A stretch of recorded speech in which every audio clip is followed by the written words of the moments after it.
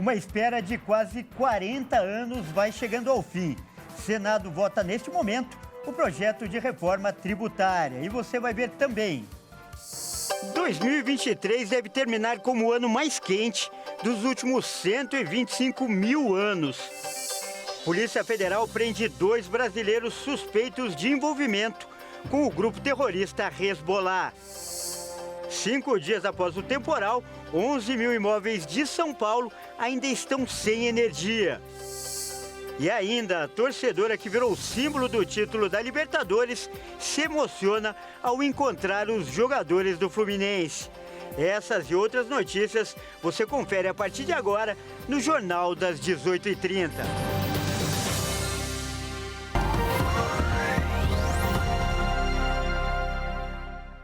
Olá, seja muito bem-vindo. São 18 horas e 33 minutos pelo horário de Brasília. Eu sou o Kleber Werneck e a partir de agora você acompanha comigo as principais notícias do Brasil e do mundo desta quarta-feira.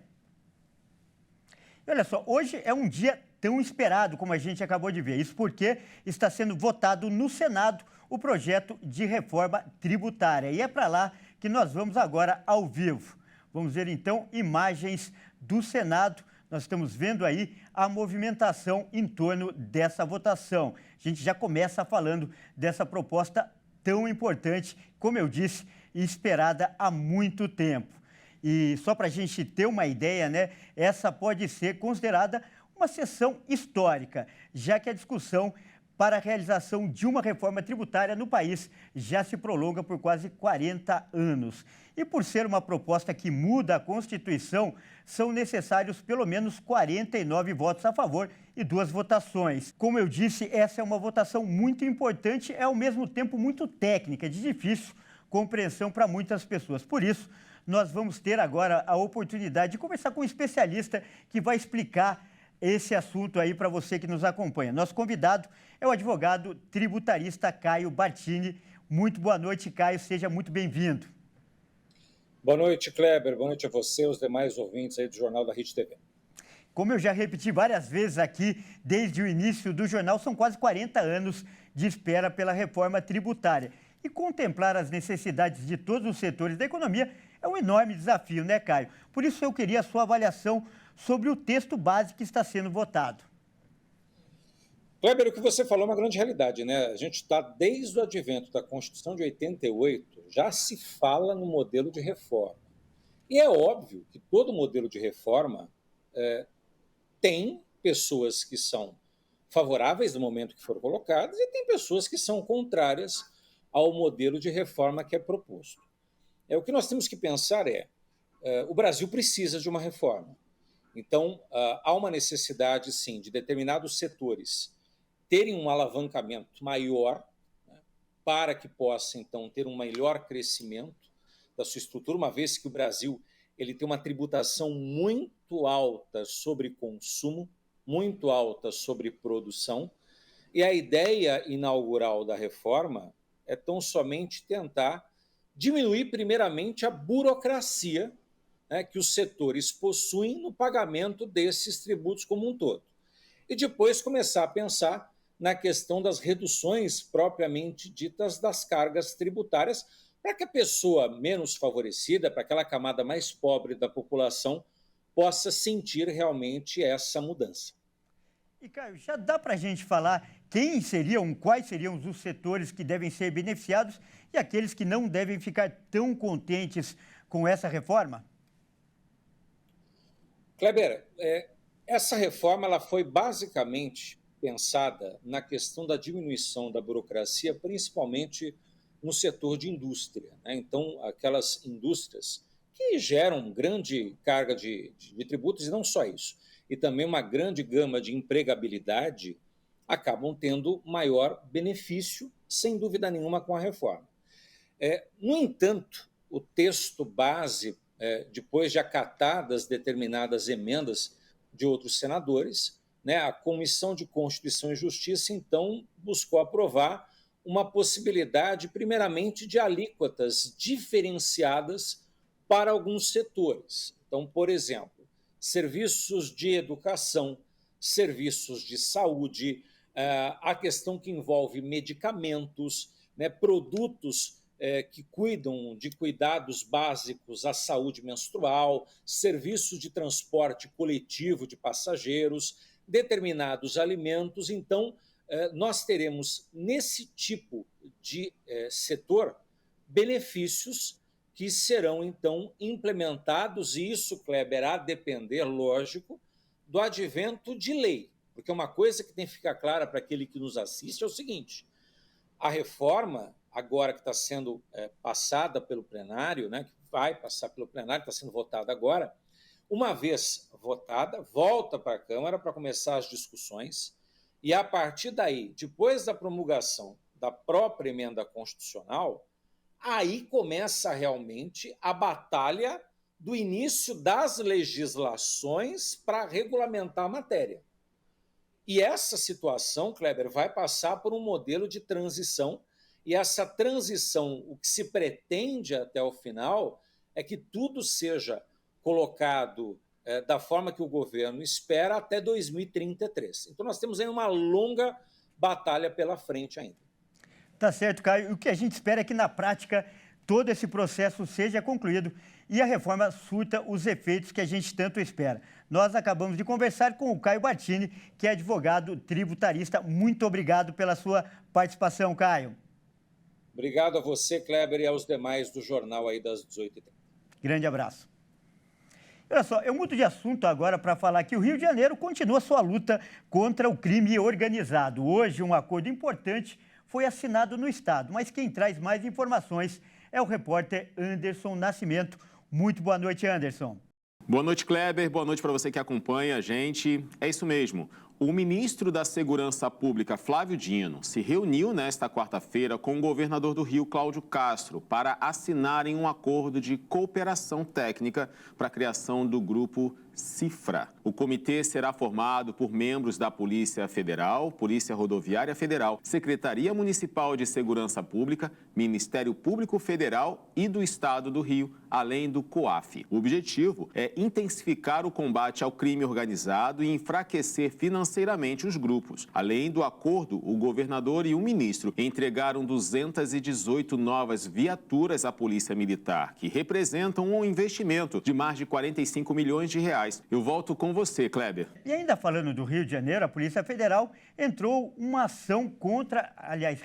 ação contra possíveis irregularidades no consulado português na capital fluminense. Conta mais também dessa história pra gente, Anderson. A Polícia Federal esteve nesta terça-feira no Consulado Português do Rio para investigar uma suspeita de fraude na emissão de vistos e na concessão da cidadania portuguesa. Foram 5 mandados de busca e apreensão expedidos pela Justiça Federal Brasileira a pedido de autoridades de Portugal. 30 agentes estiveram em endereços na capital do Rio de Janeiro e também em Saquarema, na região dos Lagos. Segundo a investigação, funcionários do Consulado-Geral de Portugal no Rio teriam recebido propina para beneficiar alguns requerentes. A Polícia Federal confirmou que alguns desses beneficiados são ligados a facções do tráfico de drogas. Os crimes investigados são de corrupção, peculato e falsificação de documentos. É com você, Kleber. Tá certo, Anderson. Muito obrigado pelas informações e pela sua participação. E olha só, do Rio de Janeiro a gente vai direto para a nossa redação aqui em São Paulo.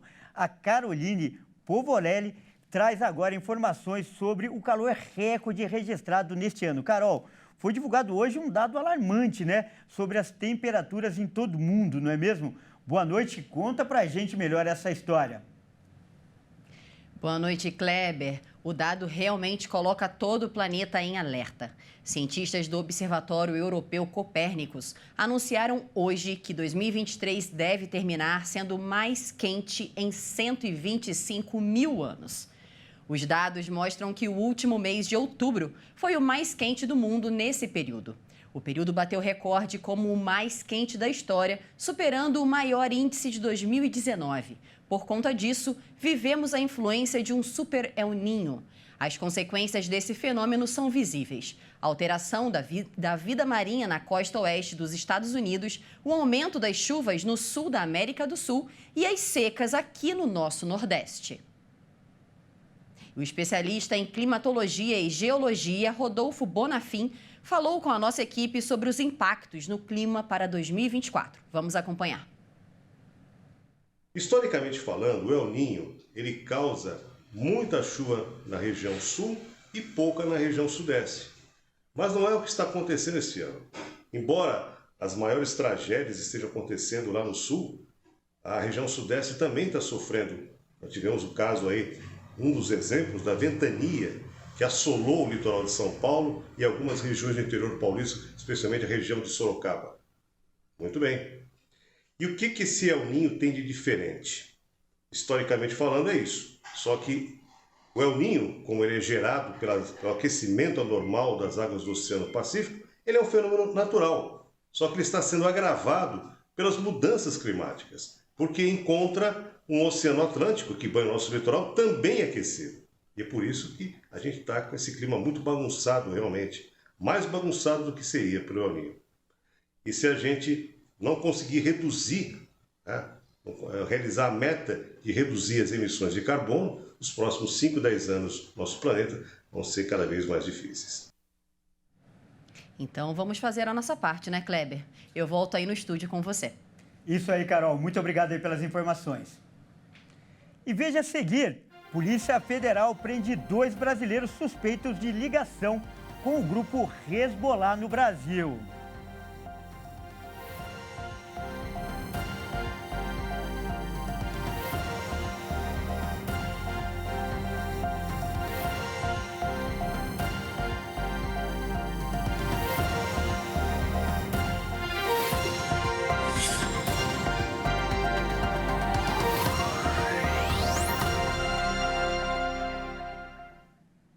Mais uma vez, seja muito bem-vindo. Nós estamos de volta e ao vivo. São 18 horas e 47 minutos pelo horário de Brasília.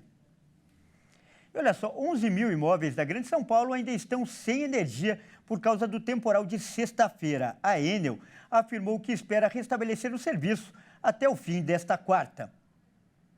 Após o temporal que atingiu o estado de São Paulo na última sexta-feira, impactou mais de 2 milhões de pessoas atendidas pela Enel. A empresa tinha informado que reestabeleceria o fornecimento até ontem, o que não ocorreu. Nessa quarta-feira, o presidente da companhia elétrica, Max Xavier Lins, pediu desculpas pelo atraso na volta da energia à população do estado de São Paulo e afirmou estar se sentindo solidário com as famílias lesadas há mais de 100 horas sem luz. Um plano de ressarcimento conjunto ainda está sendo debatido. O Ministério Público do Estado já havia proposto um termo indenizando todos os consumidores que ficaram sem energia elétrica e a Enel tem 15 dias para responder a essa solicitação. Outro ponto em análise é de que o consumidor que ficou 72 horas sem luz poderá ter ressarcimento de até 1/3 da conta mensal. No entanto, a compensação deverá ser feita em até 60 dias após o problema. O termo é previsto em regulamento da Agência Nacional de Energia Elétrica em casos de interrupção do fornecimento de eletricidade. Olha só, a Prefeitura de São Paulo informou hoje que vai processar a Enel pelas falhas do serviço. E ainda falando sobre esse assunto, nós vamos mostrar agora a história da advogada Renata Salomão.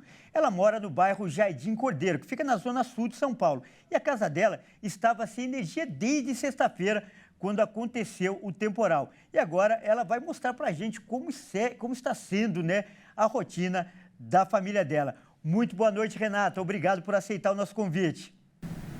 Olá, boa noite aos telespectadores. Renata, nos ouve? Eu ouço. Legal, Renata. Bom, pelo que eu estou vendo aí, uma escuridão só, continua sem luz. Conta para a gente como está a situação aí. Bom, pode ser que a qualquer momento a luz volte, porque a Enel hoje, finalmente, depois desse período todo, veio corrigir o problema que ficou para trás desde segunda-feira. 2 árvores caíram em ruas principais que eu acredito que abasteçam a nossa rua, que é uma rua pequena aqui no bairro Jardim Cordeiro. E eles, na segunda-feira, no final da tarde, eles consertaram toda a fiação, restabeleceram o fornecimento de energia Mas a nossa rua, que é uma rua pequena e que ela fica perpendicular a 2 ruas grandes, ficou para trás. E até o momento ainda não voltou, mas eles estão lá no poste trabalhando, informaram aos meus filhos que foram agora há pouco passear com o cachorro e perguntaram e disseram que voltaria em 20 minutos. A gente está aqui aguardando. Conta pra gente, então, como tem sido sua rotina? A gente tá vendo aí tudo escuro, para os alimentos, para tomar banho, para recarregar o celular, por exemplo. Como você tem feito para essas coisas do dia a dia? Bom, é um caos que, infelizmente, todos nós, as notícias demonstram aí, é sabido. Perdemos muitos alimentos, colocamos em cooler, em caixas de isopor, que a gente conseguiu abastecer, porque nós tínhamos feito compras antes do feriado, então a nossa geladeira estava abastecida. Então, ontem jogamos fora carne, peixe, alimentos que estavam na geladeira, que foram descongelando e foram perdendo a condição de uso. Os meus filhos estudam durante o dia, mas à noite às vezes precisam fazer algumas tarefas, precisa conectar um tablet, não tem condições. Eles estão até aqui do ladinho, ó, os dois. E a gente tem usado, para iluminar a casa, a gente tem usado lanterna em São Paulo e vela. E banho, por sorte, o nosso aquecedor é a gás, então nós não precisamos tomar banho frio, até porque está bem quente ultimamente. Agora, o problema é que eu conversei com um técnico na segunda-feira, quando ele estava finalizando o trabalho na Rua de Baixo, e um técnico e funcionário, não era terceirizado, da Enel, e ele me disse que eles não têm plano de emergência, ou seja, aconteceu, mas é algo anunciado, e quando o verão chegar, as chuvas, os temporais chegarem, a gente sabe que pode voltar a acontecer e nós passarmos por tudo isso outra vez. O prejuízo, sempre quem fica com ele é o consumidor, é o cidadão comum, é o contribuinte, né? Infelizmente, a gente está aqui num bairro da Zona Sul, que é considerado um bairro de classe média, alta, até o IPTU é altíssimo aqui, e estamos passando por isso. O senhor imagina os cidadãos que moram na periferia, que são pessoas que têm menos recursos, nós, de uma certa forma, somos até privilegiados. Eles ficam esquecidos, invisíveis.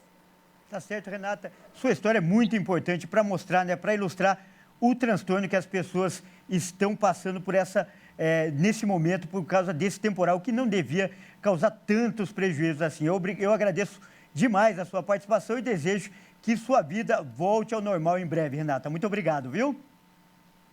Eu agradeço e desejo que a vida da população, de modo geral, que ainda são muitos, né, que permanecem assim como nós no escuro. Tá certo. Grande abraço. E olha só, a Polícia Federal prendeu 2 pessoas nesta quarta-feira suspeitas de ligação com o grupo Hezbollah no Brasil. A PF também cumpriu 11 mandados de busca em Brasília, São Paulo e Minas Gerais. De acordo com analistas internacionais, essa onda antissemita aqui no Brasil choca muito por sermos um país considerado de todas as nações, conforme explicou o especialista em Holocausto, Márcio Pitliucki. Quanto ao caso do Hezbollah, que estava tentando convencer brasileiros a fazer atentados aqui no Brasil, isso mostra que esses grupos, Hamas, Hezbollah, Jihad Islâmica, não estão preocupados com a causa palestina. Eles querem destruir os judeus, querem destruir Israel e depois destruir o mundo ocidental, a cultura ocidental. Segundo a investigação da Polícia Federal, os brasileiros preparavam atos de terrorismo no Brasil com focos em ataques a prédios da comunidade judaica.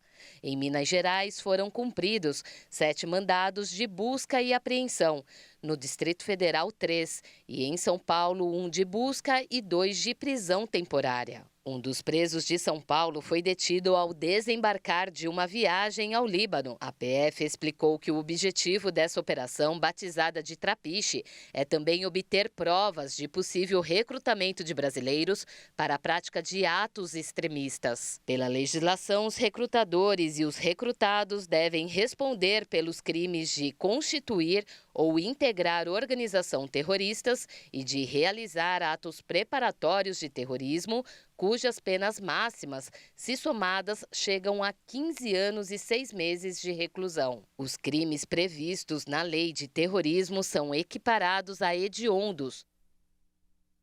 E olha só, chegou a hora da gente falar de futebol aqui no Jornal das 18h30. E é claro, como sempre, quem traz informação é o Leonardo Félix. Boa noite, Léo.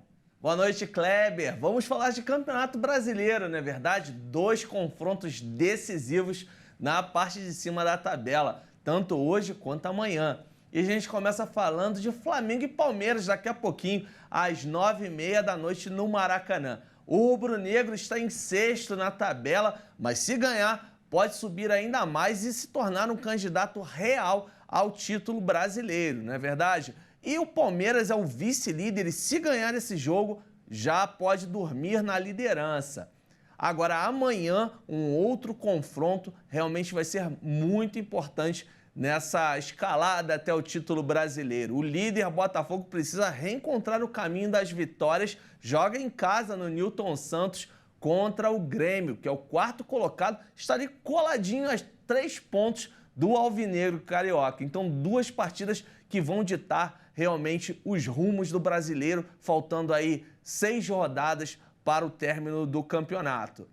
E, Kleber, temos aí também uma imagem muito bacana que o futebol pode proporcionar, não é verdade? Isso que eu ia falar. O Léo, olha só, reservou para finalizar uma história que vai além das 4 linhas e eu peço para que você conte para a gente encerrar com chave de ouro essa edição, Léo. Kleber, uma torcedora mirim do Fluminense emocionou todo mundo na internet. As imagens circularam e viralizaram nas redes sociais e ela foi convidada para conhecer os jogadores lá no CT do Fluminense. A Luzia Isabelle tem apenas 7 anos e foi com o pai, Diego Paulino, ao CT Carlos Castilho após as reações emocionadas durante a final contra o Boca Juniors terem tomado toda a internet, né? A Luzia foi convidada pelo Tricolor e tirou fotos com os jogadores, com o técnico Fernando Diniz. Foi um momento, com certeza, inesquecível para essa jovem torcedora que já é campeã da Libertadores. É isso aí, Kleber, eu fico por aqui. Boa noite a todos e eu deixo aí o jornal com você. Muito obrigado, Léo, e parabéns para a Luzia e para toda a torcida do Fluminense. Bom, é isso aí, essa edição fica por aqui. Eu agradeço demais pela sua companhia e convido a continuar ligado em nossa programação. Até amanhã.